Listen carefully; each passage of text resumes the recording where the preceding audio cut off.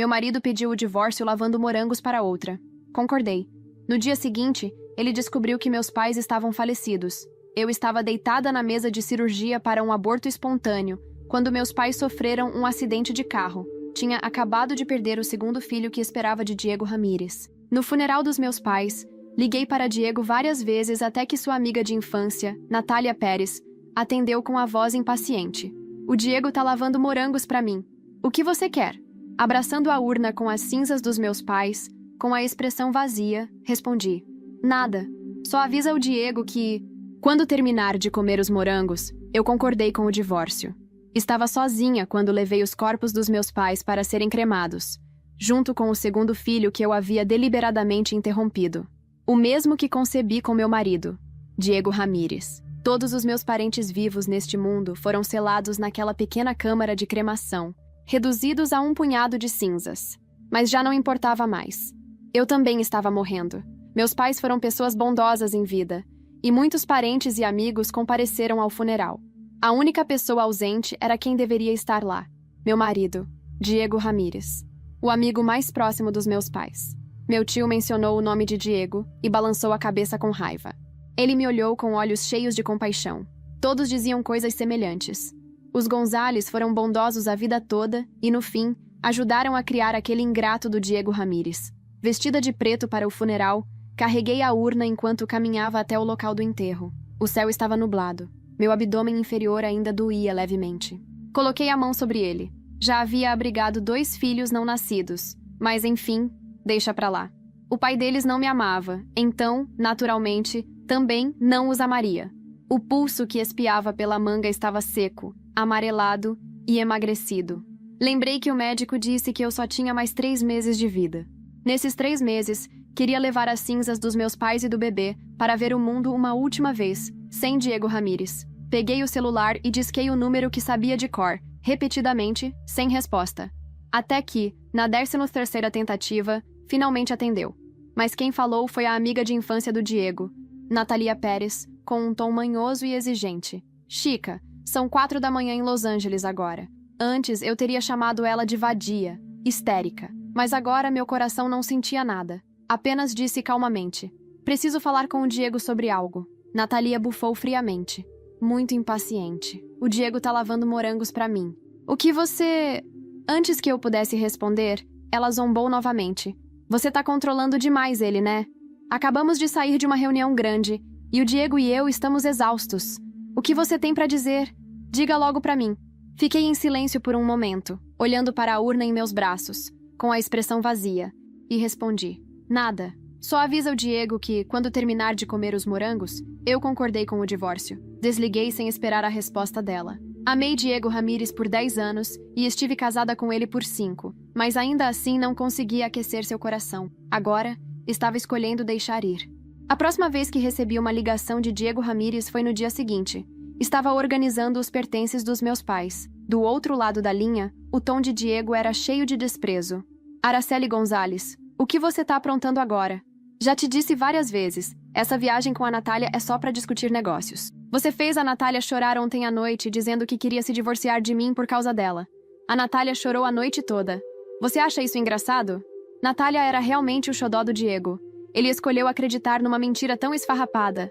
Antes eu poderia ter me explicado de forma lamentável. Mas agora, se ele queria acreditar, que acreditasse. Limpei cuidadosamente as fotos memoriais dos meus pais, respondendo suavemente. Então, quando você vai voltar? Vamos ao cartório assinar o divórcio. Mas ele parou no meio da frase. Um momento de silêncio. Achei que ele estava considerando a questão da divisão de bens. Então o tranquilizei. Não se preocupe. Não quero 1 centavo seu. Vou sair sem nada. Afinal, eu não tinha muito tempo de vida. Não queria nada do Diego. Achava sujo. Mas Diego rangeu os dentes e rosnou com raiva. Araceli Gonzales, nunca vou me divorciar de você. Esquece essa ideia. Então desligou abruptamente. Fiquei perplexa.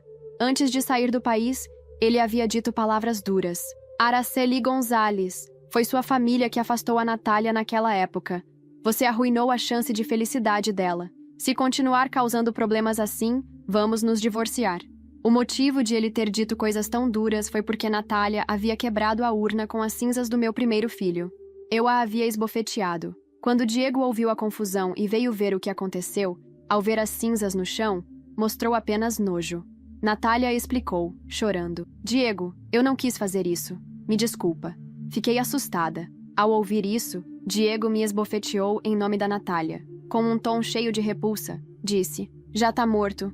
Por que guardar as cinzas em casa? Dá azar. Foi então que meu coração finalmente morreu. Ele realmente não me amava a ponto de desprezar até mesmo o filho que eu carregava para ele. Então, no terceiro dia após ele sair do país, desta vez, interrompi minha segunda gravidez. Era um dia quente e ensolarado. Meus pais tinham acabado de comparecer ao casamento do meu primo. Eles ainda não sabiam que eu estava grávida, mas estavam muito felizes porque tinham acabado de receber um investimento. Com esse dinheiro, a fábrica que havia falido poderia reabrir. Justo quando eu estava prestes a ligar para eles, de repente recebi uma gravação de voz de um número desconhecido. A gravação continha apenas a voz de Diego Ramírez. Ele dizia: o irmão da Natália tá com leucemia. Felizmente, a Araceli ainda é útil. Quando chegar a hora, terei outro filho com ela. O sangue do cordão umbilical do bebê pode salvar uma vida. Fiquei atônita. Onde você estava? Ele perguntou com o tom frio e duro enquanto me encarava de cima. Pisquei, ignorando o botão de punho no seu pulso, e não disse nada. Tinha visto aquele botão no perfil da Natália nas redes sociais 2 semanas atrás. Era um presente de aniversário que ela mesma tinha desenhado. Enquanto isso, todos os presentes que dei a ele ao longo dos anos foram descartados por algum motivo. A caneca feita à mão, dada ao subordinado como cinzeiro. O casaco que esperei meio ano para mandar fazer usado como cama para o cachorro da Natália. Até a foto do ultrassom do nosso primeiro filho, que preparei com tanto carinho, ele rasgou em pedaços. Por 10 anos, corri atrás de Diego Ramírez, cuidando dele, amando ele. Agora, estava cansada. Por que você foi ao hospital? Por que tá tão pálida? Tá com febre? Ele franziu a testa e se aproximou, levantando a mão para tocar minha testa. Mas eu desviei. Não precisa se preocupar, Sr. Ramírez. Estou bem. Baixei os olhos, de repente entendendo como Diego havia se sentido antes. Então é assim. Quando você deixa de amar alguém, até puxar conversa vira um fardo. Ainda é cedo. Dá tempo de irmos ao cartório agora. Voltei para o quarto para guardar os remédios. Depois desci com o livro de registro civil nas mãos, mas fui recebida com a expressão chocada de Diego. Você não queria o divórcio? Perguntei. Eu concordo. Vamos. O rosto dele ficou branco como papel. Num instante parecia que tinham acertado um ponto fraco, apontando o dedo para o meu rosto com raiva. Araceli Gonzalez, o que você está insinuando? Vocês Gonzalez são todos egoístas. Seus pais viram meu talento, e só porque me patrocinaram por alguns anos, me forçaram a casar com você. Ainda por cima usaram a influência deles para mandar a Natália estudar fora tão nova. Agora que fiz meu nome, sua família quer arrancar meu dinheiro com esse divórcio para você fugir com seu amante. Depois do surto, ele parecia um leão enraivecido, o rosto todo distorcido. Mas eu comecei a rir. E ri de verdade. O movimento no meu abdômen puxava todos os músculos doloridos, me fazendo rir até as lágrimas escorrerem. Então meus pais, aquelas pessoas boas que fizeram caridade por anos, patrocinando o pobre estudante órfão Diego Ramírez, estavam errados? Minha paixão secreta por ele por 10 anos, pedindo aos meus pais para darem projetos à empresa nascente dele, também foi errada? Minha mãe, acreditando que o talento artístico da Natália merecia uma escola prestigiada no exterior, patrocinando os estudos dela, também estava errada? Ha, ha, ha. Sim, eu errei. Ri até meu peito doer terrivelmente. Minha boca encheu de gosto de sangue. Cometi um grande erro nesta vida. Diego parecia assustado com minha histeria. Me encarava frio, cerrando os dentes. Me diz, foi ideia dos seus pais metidos de novo? Dessa vez, manda eles falarem comigo pessoalmente. Fechei os olhos, deixando as lágrimas caírem, lembrando dos corpos ensanguentados dos meus pais no acidente. Só havia arrependimento no meu peito. Nesse momento, alguém bateu à porta. Eram meus tios vizinhos, que moravam ao lado, grandes amigos dos meus pais, mas que tinham se mudado para o exterior. Assim que souberam da morte deles, voltaram às pressas. A tia estava com os olhos vermelhos de tanto chorar. Ela tremia enquanto me abraçava. Me perdoa, Araceli. Chegamos tarde demais. O tio também enxugava as lágrimas, com a voz embargada. Os Gonzalez nunca fizeram mal a ninguém. Como puderam partir assim tão de repente? A dor e o arrependimento nas palavras deles não pareciam fingimento. Segundos depois, ouvi a voz incrédula de Diego. Quem você disse que morreu? Olhei para ele com olhos vermelhos e um sorriso gelado. Você odeia tanto meus pais. Não devia estar feliz por eles terem ido embora? Mas Diego abriu a boca sem conseguir dizer nada. A tia parecia não reconhecer Diego. Parecia lembrar de algo e me perguntou: Você não ficou com aquele menino que sua família patrocinava? Ai, quando a fábrica de você estava quebrando, seu pai me pediu $3.000 emprestado para pagar a mensalidade dele. Disse que o garoto era talentoso e ia longe. Bang! O som de Diego esbarrando nos móveis. O rosto pálido, como se não acreditasse no que estava ouvindo. Mas eu apenas forcei um sorriso e disse à tia: Melhor não falarmos disso, tia. Vamos, vou levar vocês até meus pais. No cemitério, meus tios choravam desesperadamente. Minhas lágrimas já tinham secado há tempos, restando só a dor amarga e latejante no peito. Surpreendentemente, Diego veio atrás. Parecia perdido. O agora bem-sucedido Sr. Ramírez, novo elite da cidade, também teve seu dia de confusão. Olhou para mim com a voz rouca. Por que não me contou sobre a morte da sua mãe e do seu pai? Essa foi a primeira vez desde que casamos que Diego se referiu a eles assim. Nem no nosso banquete de casamento ele os chamou de outra coisa além de Senhor e Senhora Gonzales. Agora que estavam mortos, ele mudou a forma de chamá-los. Que ironia. Evitei o olhar dele e disse baixinho: Você se lembra do que disse quando a fábrica do meu pai faliu? Ele congelou. Então pareceu lembrar. Todo o corpo dele tremeu, e um lampejo de pânico passou pelos olhos. O céu de Rio Claro estava cinzento naquela manhã, como se compartilhasse da minha dor. As nuvens pesadas pareciam prestes a desabar, mas eu já estava molhada por dentro, afogada em um mar de sentimentos que não sabia nomear. A casa dos meus pais, agora vazia, ecoava memórias em cada canto. O cheiro do café que minha mãe preparava todas as manhãs ainda pairava na cozinha, misturado ao aroma de flores murchas deixadas por amigos e parentes no velório. Eu caminhava pelos cômodos como uma fantasma, tocando objetos que antes eram parte da minha rotina. Agora relíquias de um passado que me foi arrancado. No quarto deles, encontrei uma caixa de madeira escondida no fundo do armário. Dentro, cartas antigas, fotos amareladas e documentos que revelavam segredos que eu jamais imaginaria. Descobri que meus pais haviam financiado os estudos de Diego, meu marido, e de Natália, sua amiga de infância, com a esperança de que eles tivessem um futuro melhor.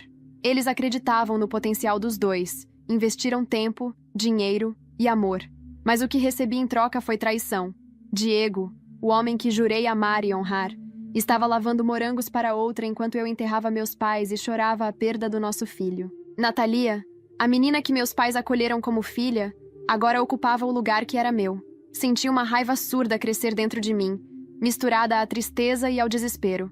Mas também uma determinação que nunca havia sentido antes. Eu não seria mais a vítima dessa história. Era hora de reescrever meu destino. Decidi começar por mim mesma.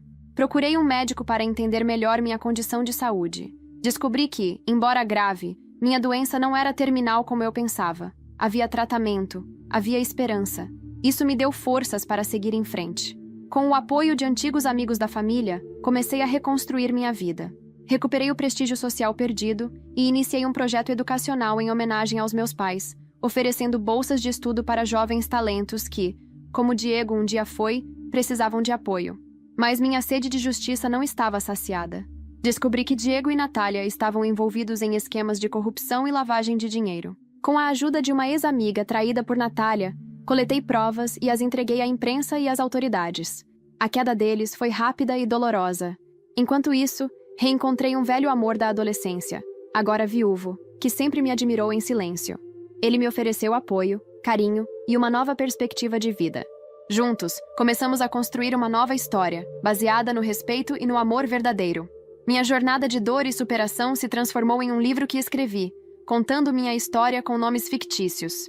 A obra se tornou um sucesso, inspirando milhares de mulheres a não aceitarem menos do que merecem. Em um evento público, Natalia tentou me humilhar, mas o público me defendeu, reconhecendo minha coragem e resiliência. Diego, agora sozinho e falido, tentou pedir perdão. Eu não quero sua culpa, Diego. Já tenho o suficiente para escrever 1000 histórias, e todas sem final feliz para você. Enquanto me afastava, senti uma paz que há muito não experimentava. Eu havia vencido, não apenas a eles, mas a mim mesma. A primeira vez que Natália foi parar na delegacia, não saiu nos jornais. Pelo menos não nos oficiais. Mas nos bastidores, nos grupos de WhatsApp da alta sociedade de Campinas, o burburinho era insuportável. Um boato vazado de forma acidental por um jornalista amigo de uma conhecida minha. A musa dos negócios digitais, Natália Pérez, envolvida em investigação de corrupção empresarial. Eu li aquilo com calma, tomando meu chá. Estava no pequeno sítio dos meus pais, o mesmo onde minha mãe fazia festas juninas com fogueira, milho assado e quentão. Hoje era só silêncio e cheiro de lembrança. Na TV desligada, vi meu reflexo. O rosto mais magro, os olhos mais profundos, mas havia algo novo ali. A ausência de medo. Naquela manhã, fui visitar Eliane. Ela tinha sido a melhor amiga de infância da Natália. Trabalharam juntas por anos, até que Natália, com a cara mais lavada do mundo, roubou um cliente importante da agência delas e espalhou que Eliane era desonesta. A mulher quase perdeu tudo. Ficou anos na sombra da humilhação. A primeira coisa que Eliane me disse quando abri a porta foi: "Você quer destruir ela, né?" "Não", respondi, com uma calma fria. "Quero só que a verdade venha à tona." Ela me olhou por longos segundos, depois riu baixo. "E eu achei que você era feita só de açúcar." Eliane entregou o que eu precisava: e-mails, conversas, transferências suspeitas, contratos simulados, toda a sujeira que Natalia tinha deixado para trás enquanto tentava parecer uma empresária exemplar. O que mais me chocou foi o nível de envolvimento de Diego. Ele não era só cúmplice, era mentor. Eu li um trecho de um e-mail assinado por ele. "Enquanto os Gonzales estiverem distraídos com a fábrica quebrando, podemos repassar as cotas sem levantar suspeita. Se Araceli perguntar, dizemos que é reinvestimento estratégico." Foi nessa hora que minha mão tremeu. Diego não era só ingrato. Ele era cruel. Naquela mesma semana, montei um dossiê e mandei de forma anônima para a redação investigativa de um portal independente.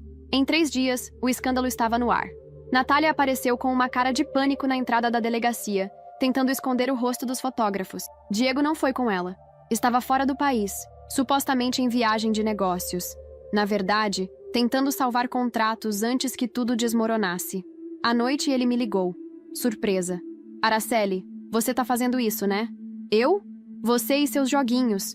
Não se iluda achando que vai ganhar alguma coisa." "Diego..." Respirei fundo. "Eu já ganhei. Cada vez que você sente medo, eu durmo melhor."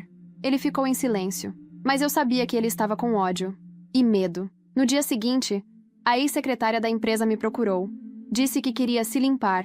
Ela entregou documentos que provavam que Diego desviava fundos até da ONG infantil que meus pais ajudaram a fundar. Essa foi a gota. Com a ajuda de um advogado que trabalhou com meu pai por décadas, entrei com um processo criminal. Foi aí que o inesperado aconteceu. Recebi um envelope pardo na porta da minha casa. Nenhum remetente. Dentro havia uma cópia de um exame médico feito em São Paulo, datado de 3 meses atrás. Com meu nome, mas assinado por um médico que eu nunca consultei. Aparentemente, aquele diagnóstico de 3 meses de vida foi fabricado. Não sei como, nem porquê, mas comecei a entender. Eles queriam me matar por dentro primeiro. Sussurrei para mim mesma, segurando o papel com mãos frias. Liguei para o hospital, insisti. Fui até lá com o exame nas mãos. O médico responsável, um senhor de fala mansa, me disse: "Esse exame nunca foi seu. Alguém usou seu nome. Foi uma troca forçada." Trocada. Por quem? Não posso dizer sem uma investigação formal. Meu mundo girou. Eu não estava morrendo. E pela primeira vez em muito tempo, chorei não de dor, mas de alívio. Aquela falsa sentença de morte tinha me libertado de Diego. E agora, ela se tornaria a arma final contra ele. Naquela noite, abri o e-mail do meu advogado e escrevi: "Adicione isso ao processo. Se eles quiseram me fazer crer que eu estava morrendo, então vamos ver quem vai sobreviver no final dessa história." Eu dormi pouco. Sonhei com meus pais, com minha mãe passando café, com meu pai lendo jornal na varanda. Acordei ao som do celular vibrando sem parar. Era uma notícia que explodiu nas redes sociais. Áudios vazados indicam que empresário Diego Ramírez usou exames falsos para manipular esposa emocionalmente. E no fim da matéria, uma última frase. "Fontes próximas dizem que Natália Pérez deixou o país em meio ao escândalo." Eu sorri, porque sabia exatamente onde ela tinha ido. E eu já tinha pessoas esperando por ela lá também. O nome Diego Ramírez agora era pronunciado com repulsa nos corredores das empresas que um dia o bajularam. O visionário do Vale Paulista havia se tornado o esposo manipulador que falsificou o próprio casamento para benefício financeiro. As pessoas cochichavam nos cafés e grupos de WhatsApp, e o que antes era bajulação virou silêncio, depois distância. A elite de Campinas é rápida para abandonar o que já não brilha. Na manhã de quarta-feira, entrei no fórum com um blazer preto que era da minha mãe. O mesmo que ela usou quando inaugurou o primeiro galpão da fábrica. Os funcionários a chamavam de Dona Esperança. Eu sentia ela ali comigo. Com os ombros eretos, segurei a pasta com as provas que me mantiveram acordada por tantas madrugadas. Do outro lado da sala, Diego me encarava. O olhar dele não tinha mais aquela arrogância de antes. Mas também não havia remorso. Havia cálculo. Ele estava ali para vencer, não para se desculpar. Você parece mais magra, disse, quase num sussurro, ao se aproximar para as audiências.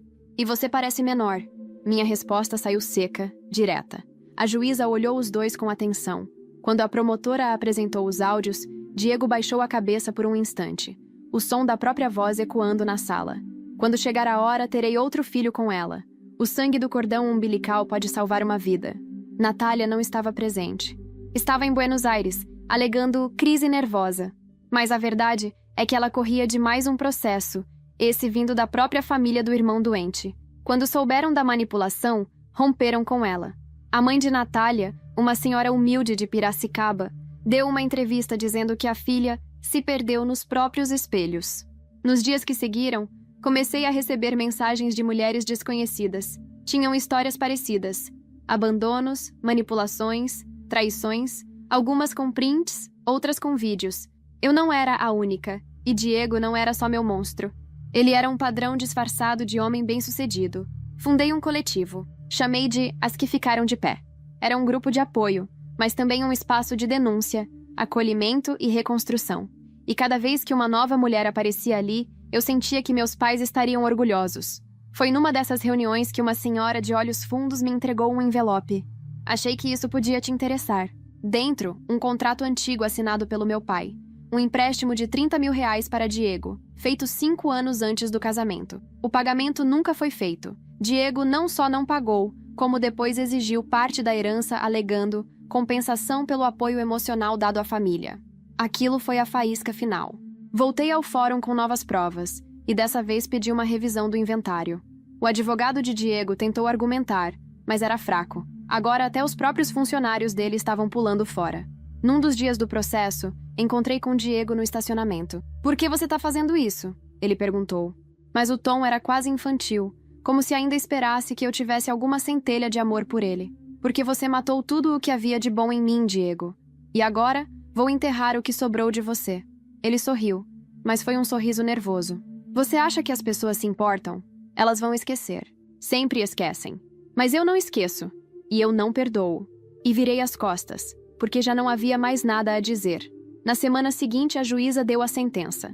Diego teria que devolver parte da herança, responder por falsificação e manipulação emocional. E mais, não poderia mais usar o nome da antiga empresa, que carregava o sobrenome Gonzalez. A fundação que eu havia criado com o nome dos meus pais agora ocupava o mesmo prédio onde ele antes comandava reuniões arrogantes. Reabri a fábrica, com novos sócios, novos sonhos e uma nova missão. Era uma manhã de sábado quando fui até o galpão para a cerimônia simbólica de reabertura. Os funcionários antigos estavam lá, alguns com lágrimas nos olhos. Um deles, o seu Agenor, segurou minha mão. Sua mãe estaria orgulhosa. Sua avó, mais ainda. Você manteve o nome da família vivo. Assenti em silêncio. As palavras me escapavam, mas o coração estava cheio. Foi nesse mesmo dia que recebi um e-mail. O assunto me gelou. "Procurando por você há anos." Era de uma mulher chamada Aurora Teixeira. Dizia que conheceu meus pais nos anos 90, quando eles viajaram ao Pará para um projeto voluntário. Dizia também que talvez fosse minha irmã. Meu coração disparou. Na mensagem, ela dizia: "Se isso for verdade, há coisas sobre seus pais que você precisa saber. Coisas que talvez mudem tudo." Aquela noite, eu não dormi. Fiquei sentada no sofá da sala, o mesmo onde meu pai lia jornal com os pés cruzados e minha mãe tricotava em silêncio, ouvindo música clássica no radinho de pilha. O e-mail daquela mulher me martelava na cabeça. Aurora Teixeira. Nome simples, comum até. Mas havia uma frase no corpo da mensagem que não me saía da mente. Seu pai me chamou de filha uma vez, antes de ir embora. Poderia ser mentira, golpe, ou uma brincadeira de mau gosto. Mas algo na forma como ela escreveu, a maneira gentil, hesitante, como se pedisse desculpas por existir, me fez hesitar. Respondi: Podemos conversar. Preciso entender, mas preciso de provas. Ela mandou uma foto. Minha mãe, com uns 30 anos, abraçada a uma garotinha de pele morena clara e cabelos grossos, rindo de algo fora da câmera. A mulher, Aurora, parecia comigo. Não nos traços, mas no jeito de olhar para a câmera como se desconfiasse de estar sendo fotografada. Reconheci aquela roupa na minha mãe. Era a camisa verde que ela usou quando foi ao Pará pela ONG Raízes de Esperança, nos anos 90. Na legenda da foto, a data: 14 de setembro de 1992.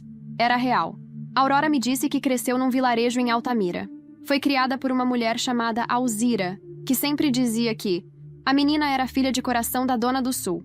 Só anos depois, quando Alzira morreu, ela encontrou cartas guardadas, assinadas por minha mãe. Ela tentava adotar Aurora formalmente, mas a justiça negou. Meus pais nunca me contaram nada disso. Viajei para Belém 2 dias depois. Combinei de encontrar Aurora em um restaurante simples, perto do mercado Ver o Peso. Cheguei antes. Estava nervosa, com as mãos suando, como se fosse encontrar uma parte de mim que eu nunca soube que faltava. Quando ela entrou, senti um aperto no peito. Não era só a semelhança. Era a forma como ela olhou ao redor, buscando com os olhos inseguros, o mesmo jeito que eu fazia quando era adolescente. Araceli? Perguntou com a voz rouca. Aurora! Ela sentou e por alguns segundos a gente só se olhou. Depois, ela chorou. E eu chorei junto. O garçom trouxe um guardanapo. Comovido. Ela tirou da bolsa uma caixa de sapato com fotos, bilhetes e as cartas da minha mãe. Eram cheias de carinho. Uma delas dizia: se um dia eu não estiver mais aqui, digas a Aurora que ela sempre foi amada, que nunca foi segredo, apenas uma ferida aberta demais para expor. Eu tremia enquanto lia. Meus pais tinham uma filha do coração, uma criança que tentaram adotar, mas não conseguiram. E talvez pela dor, pela vergonha do fracasso, nunca contaram para ninguém. Você odiaria eles por esconder isso? Aurora perguntou, com a voz baixa. Não, mas doeria menos se eu soubesse antes. Voltamos juntas a Rio Claro. Mostrei a casa dos nossos pais. Ela tocou as paredes, olhou os retratos.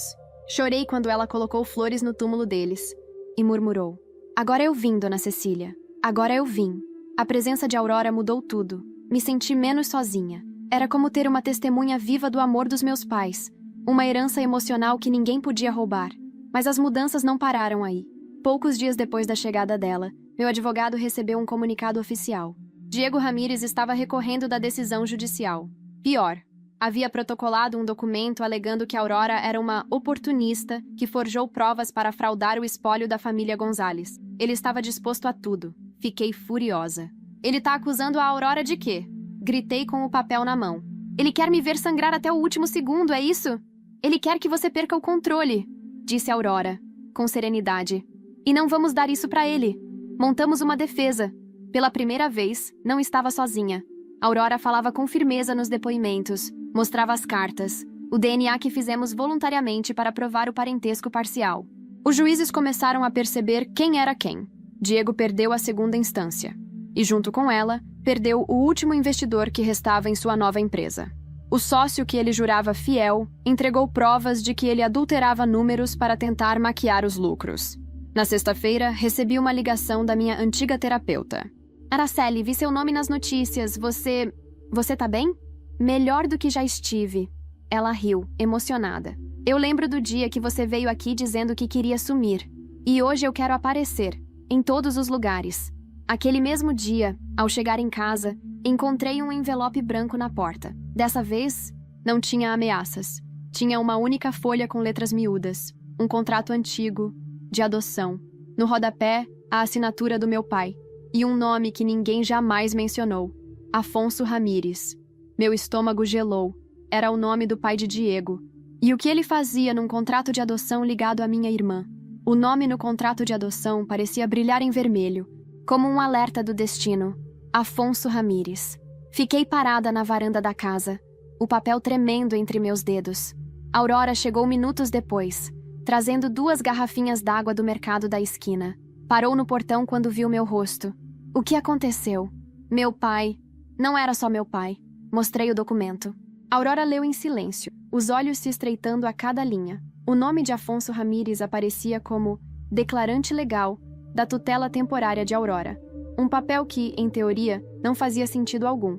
Afonso era conhecido como um operário falido, alcoólatra, pai ausente de Diego e que morreu há anos em um acidente suspeito. Mas ali estava ele, ligado à nossa família por um elo inesperado. Aurora puxou uma cadeira, sentou e disse quase sem voz: "Isso muda tudo, né?" Muda, mas ainda não sei como. Nos dias que se seguiram, comecei a pesquisar tudo sobre o passado de Afonso Ramírez. Visitei registros públicos, fui até um antigo asilo onde ele viveu os últimos meses antes do acidente. Lá, uma enfermeira me disse: o Afonso falava muito da menina de olhos tristes que era como filha dele, mas dizia que ela tinha sido levada por uma mulher do sul com alma limpa. Me mostrou uma foto antiga. Era Aurora, ainda criança. Ao lado, um homem magro, com olhos fundos, Afonso. E no fundo da imagem, quase imperceptível, minha mãe, jovem, com um caderno nas mãos. A pergunta explodiu na minha mente. Será que minha mãe teve algum tipo de relacionamento com o pai do Diego? Fui confrontada por lembranças que antes não faziam sentido. A forma como minha mãe silenciava sempre que o nome Ramírez surgia, o desconforto do meu pai sempre que Diego vinha jantar. As conversas interrompidas, os olhares. Aurora tentou aliviar.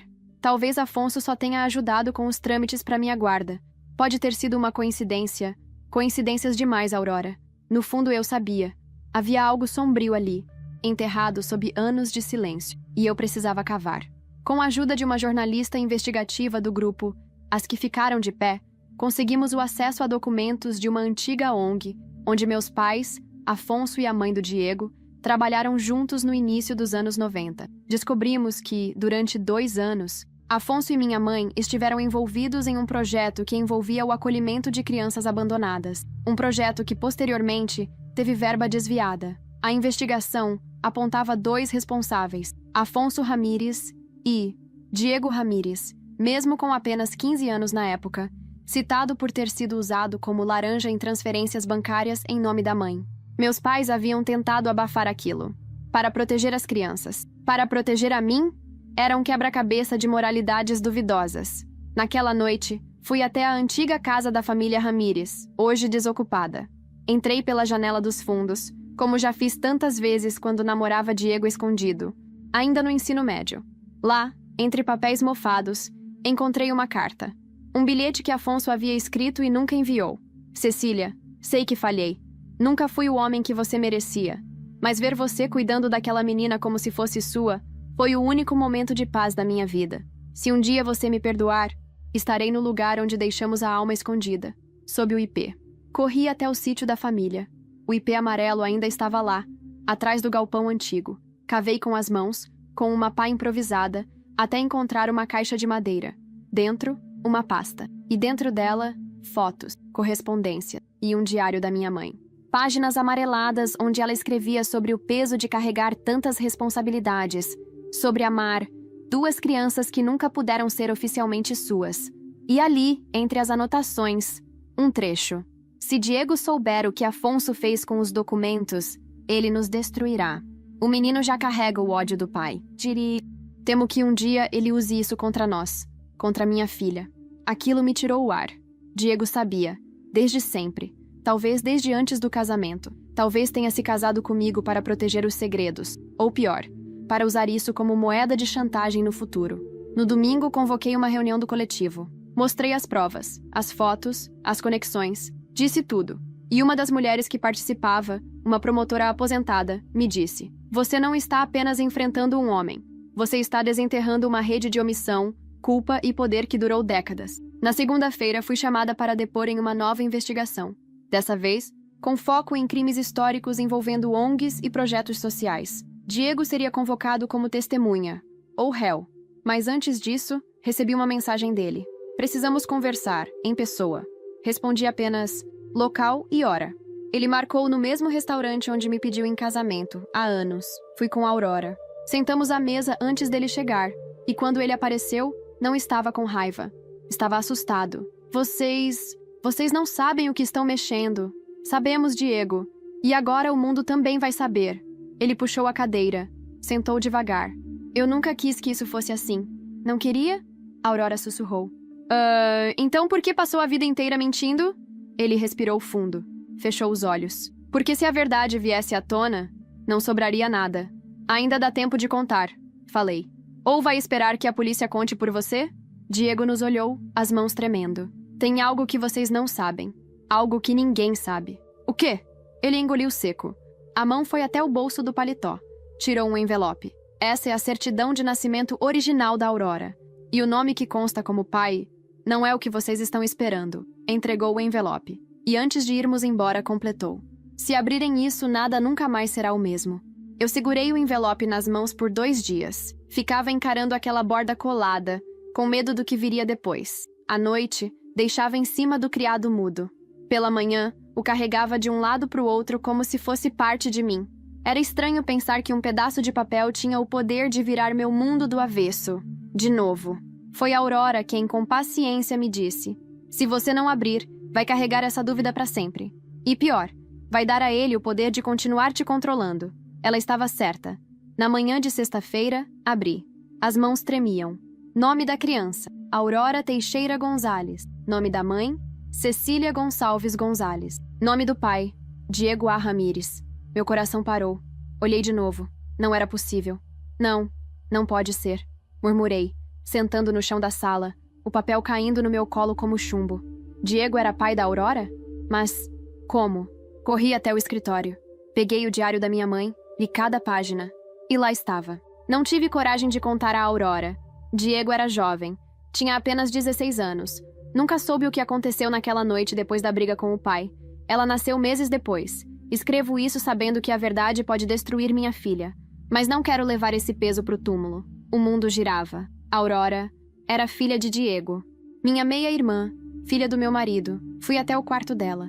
Estava sentada na varanda, com o sol batendo nos cabelos. Eu li. Ela me olhou com olhos já preparados. Eu imaginei. E como consegue estar tão calma?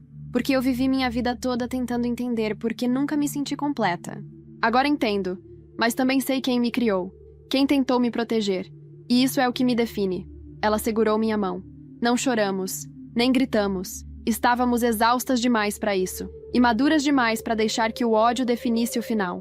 Mas algo dentro de mim mudou. Diego tinha me destruído por anos. Agora eu sabia que ele havia manipulado até a origem da própria filha. Escondido, usado, afastado. Tudo para manter seu pequeno império de mentiras. Não era mais só vingança. Era justiça. No mês seguinte, Diego foi formalmente acusado por falsificação de documentos, fraude patrimonial e obstrução de justiça. O escândalo se alastrou como fogo no cerrado. Empresas encerraram contratos. A TV que uma vez o glorificou como empreendedor do ano, agora estampava sua imagem sob a manchete: o homem que mentiu para o Brasil inteiro. Natália, em Buenos Aires, foi expulsa da sociedade da startup que tentava reerguer. Seus bens foram bloqueados por envolvimento nos crimes de Diego. Num vídeo vazado, aparece chorando ao ser barrada no aeroporto, com a voz dizendo: "Eu só queria uma vida perfeita." Enquanto isso, a fábrica reaberta com o nome Fundação Gonzalez virou um centro de referência para jovens empreendedores de baixa renda.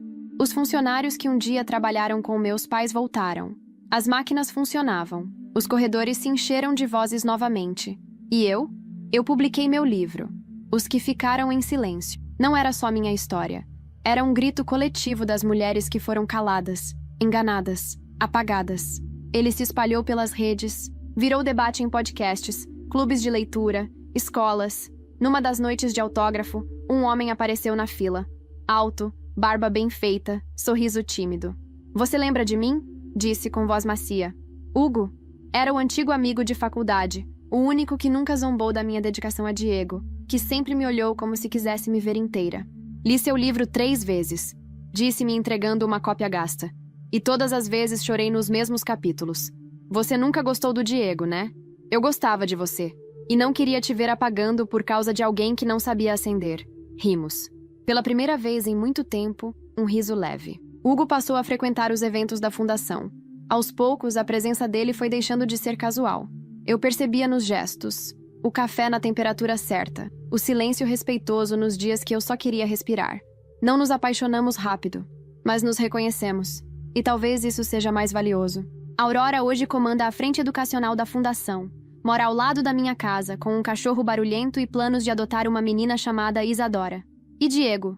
Cumpre pena em regime semiaberto. Perdeu todos os títulos. A última notícia que tive foi de que trabalhava como auxiliar de almoxarifado em uma pequena gráfica no interior. Nunca mais falou comigo, mas um dia recebi uma carta, não assinada, com uma única frase: "Você venceu, Araceli. Espero que agora saiba o quanto me odeio." Joguei a carta no fogo da lareira. Não precisava mais de confirmação. Não precisava mais de nada dele. Porque, enfim, eu era inteira. E mesmo que a vida tivesse me quebrado em 1000 pedaços, eu me reconstruí com cada fragmento. E agora, quando ando pelos corredores da fundação, ouço minha mãe em cada risada. Vejo meu pai em cada máquina funcionando. Sinto meus filhos não nascidos em cada jovem que recomeça ali. E finalmente entendo. Vencer não é destruir quem te destruiu. É viver bem o suficiente para que o nome dele se torne irrelevante.